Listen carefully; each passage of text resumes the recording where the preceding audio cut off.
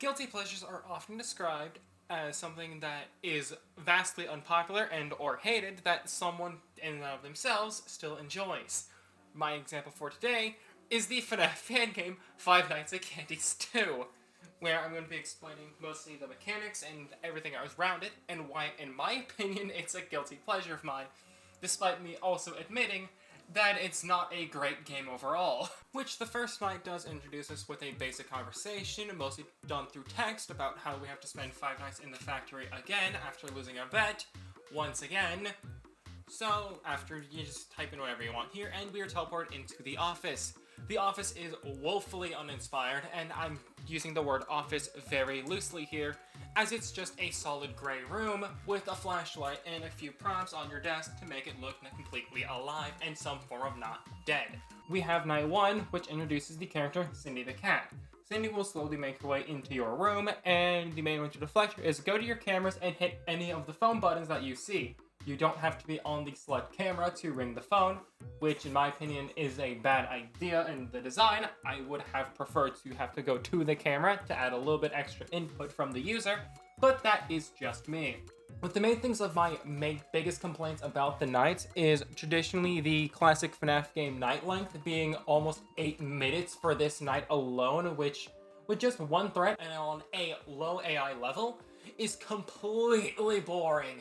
Like, I was sitting here half the time just fidgeting, and I genuinely was so bored out of my mind running this night originally. And especially with other things that I'll be talking about later in this video, where night 1 and night 2 generally just felt like they dragged on.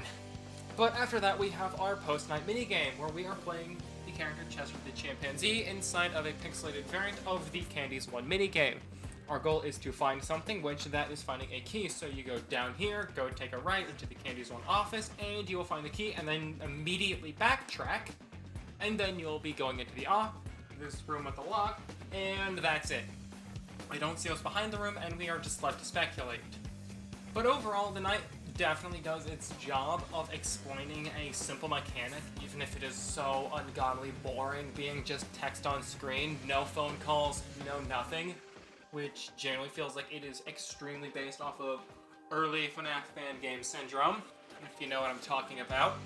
But moving on, it brings us over into night 2, which introduces the threat, Chester the Chimpanzee. And while he's definitely seen better days, and I wonder if he's encountered another chimpanzee and it caused his face get ripped off, but let's get back onto the topic.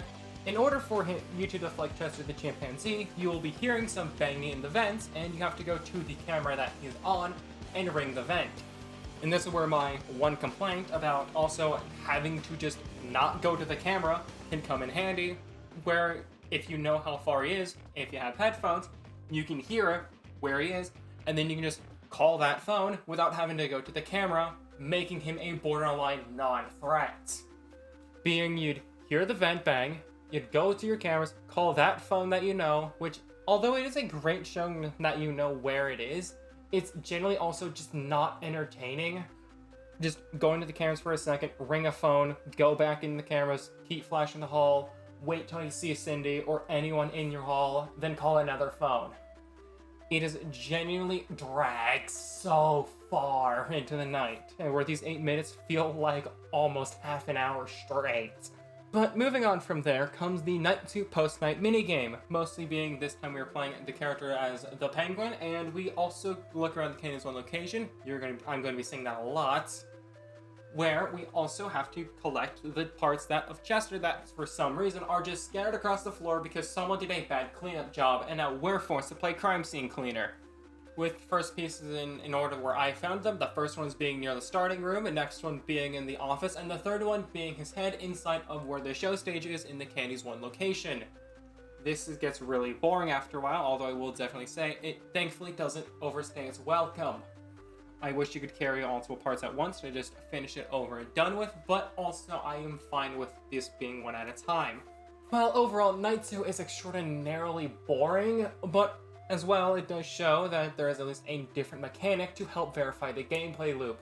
Hopefully we get more than just one extra mechanic. Where night 3 now brings us in with 2 brand new threats, these being Candy and the Penguin.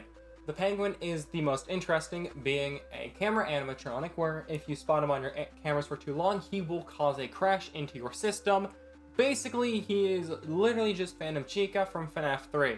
Candy is dealt the exact same way as Cindy.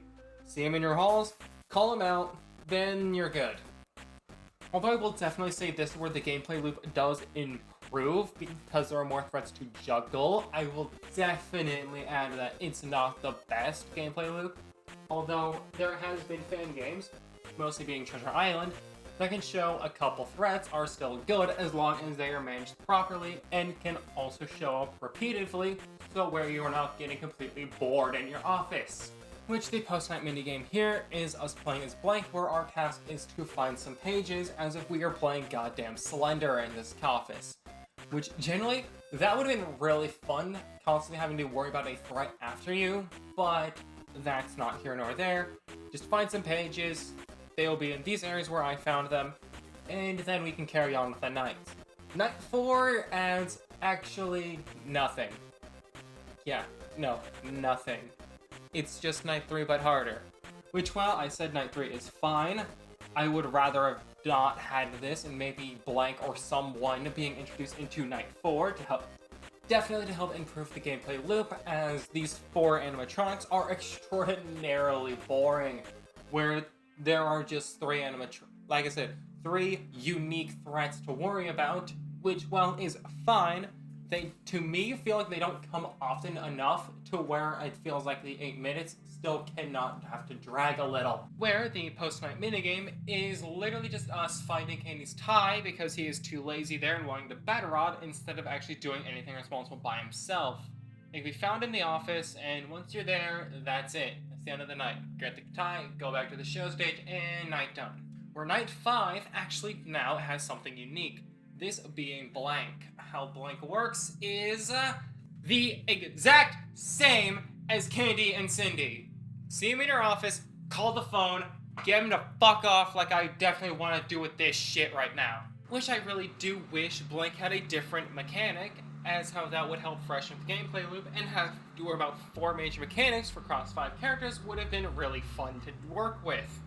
With the Night 5 post-night minigame has us playing as Candy, and we are just tasked with going all the way to the top left from where we are in the building, where we just straight up see in front-hand experience of police brutality, along with a newspaper clipping, with it stating that after 45 years, the factory we were in was scheduled for demolitions as the company who owned it went bankrupt after the franchise's closures, which they mostly specialize in the creation of the animatronics, and with them having 6 casualties within the course of 45 years, and with this being a FNaF game, it does not end past Night 5. We have Night 6, which, in my opinion, is the easier night, being the Rat and Cat night. As how, where, yes, you had 5 animatronics to worry about in Night 5, you only get 2. Well, yes, the cat takes place of every hallway animatronic plus Chester. The rat takes every hallway animatronic plus the penguin. This doesn't really do much. It's so easy with just 2 threats now.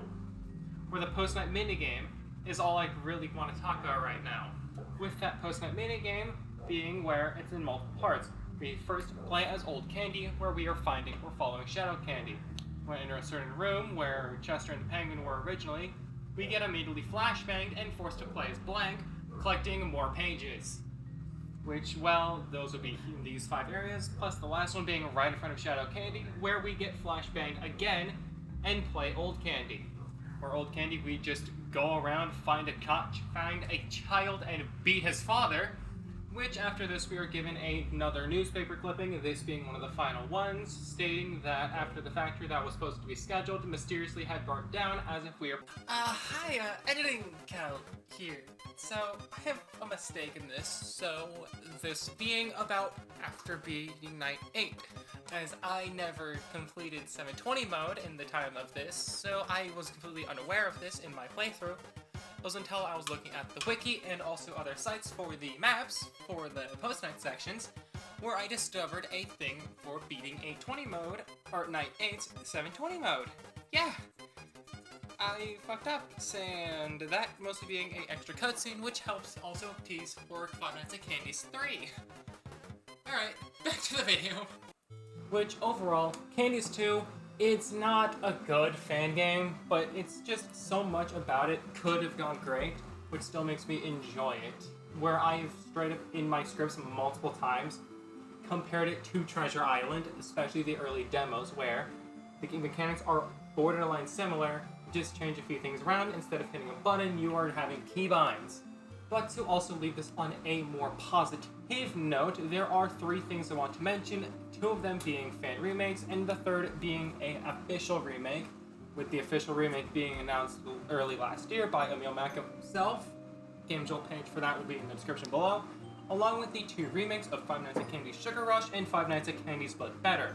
Candy's 2 But Better completely reworks Blank and also adds a new threat being Old Candy, which does generally help the gameplay loop, although I will say Old Candy's model is kinda shitty. And Five Nights at Candy's 2 Sugar Rush does completely overhaul the game, have a lot of quality of life features, adds night phone calls, along with also explaining a few more mechanics over the phone instead of just basic text boxes, alongside a rework to Candy, turning him into what they did to Blank in But Better, requiring you to flash him out of your hallway. Which, as already said, Candy's 2 Vanilla, the original game, it's not great. It's not. I know that I love it still, just for what it is, and for the potential behind its gameplay loop, which fan games, being the But Better and Sugar Rush, have proven to actually be a good gameplay loop. It just needed a little more refining. Which hopefully, come the remake of Candies 2, we should hopefully get adjustments to the formula and maybe have Emil himself actually implement some of these ideas that people have already made for the game. But that's borderline it for me. I will be definitely this year be trying to also switch from Destiny content over to FNaF fan games, as I have been really wanting to do this for about a year, and especially with the rate Destiny's going. Although I will say Renegades has been fun, it's just not really for me, and I feel like this is where the end of my story with that game truly ends, despite me enjoying my time with it. But other than that, I got some basic YouTuber stuff, mostly being the Twitter and or Blue Skies link down in the description, along with the Twitch channel and also the Discord server, where I have been trying to update it slightly to where you can also put in fan game suggestions. Well, I'm going to get into editing this along with the video I was working on recently as well about another fan game, so hopefully I should have that done by the end of next month. But that's basically everything I can say, and well, see ya, I guess.